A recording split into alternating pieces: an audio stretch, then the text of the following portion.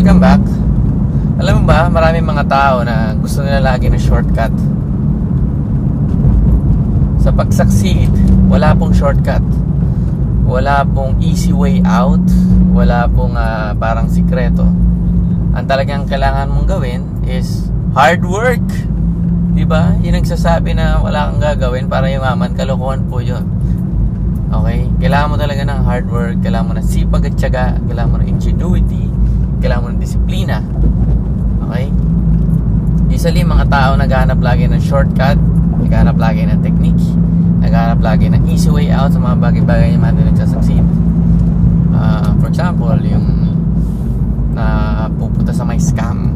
Okay? Dahil gusto yumaman, diba?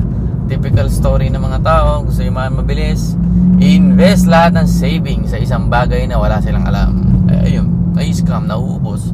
Kaya maraming tao naloloko. Okay?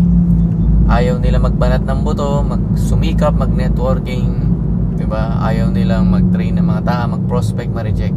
That's why hindi sila nagsasucceed. Sa school, yung mga lagi nag-cheat, naki-kick out, wala nangyayari sa school, pumabaksak, diba? Yung mga nag-aaral mabuti, nakaka-graduate sila.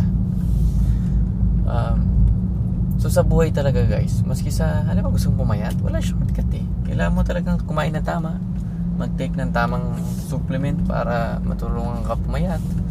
And of course, ayusin mo yung diet mo. Wala po siyang shortcut, mag-exercise ka. Diba? Yung mga nagso-shortcut, ayun yung di pumapayat. Diba? Yung mga nagbibigay naman ng panahon, time, disiplina, yan, pumapayat sila. Pero din sa pagyaman sa network, okay, huwag ka na maghanap ng ibang technique para yumaman, mga sikreto, wala naman eh. Sipag at tiyaga lang, diba? At doblehin mo yung sipag mo. Yung prospecting mo, doblehin mo. Yung inviting mo, doblehin mo. Sigurado yayaman ka, diba? So, gano'n lang. I know marami ka natutunan. I-apply mo siya. Okay? Remember, wala pong shortcut. Kailangan mo talaga magbigay ng time para yumaman ka. Kasi ayun yung ginagawa lahat ng billionaires. Check mo lahat na sa Forbes magazine. Lahat ng mayaman, lahat na naging bilyonaryo, maski sa Pilipinas, sa abroad. Uy, bilim. Papasok na kasi ako sa galeriya eh. Tambahin doon ng mga networker. Ortigas. Ayun, so lahat po yung yumaman talaga masipag sila. Bigyan nila ng panahon, binigyan nila ng time. Diba? Aside sa law of attraction, visualize din sila. Yes. Pero alam ba, there's a lot of attraction when taking action, perspiring and giving it all your best. Natingin mo ba sila Kobe Bryant? Yumaman lang sa kaka-visualize? Hindi. Naglaro sila araw-araw. Si Manny Pacquiao ba yumaman sa pag-visualize? Hindi. Nagpasuntok talaga siya. Natamaan siya ng mga suntok, pinagbutihan niya. Okay. At dahil doon, yumaman siya. Ganun din ang pagyaman.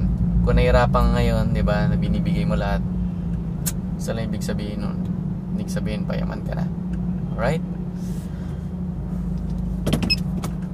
Dito lang ako sa Valley Parking. So anyway, this is Marco Malyari. And this is Beyond Networking. Alright? Bye-bye.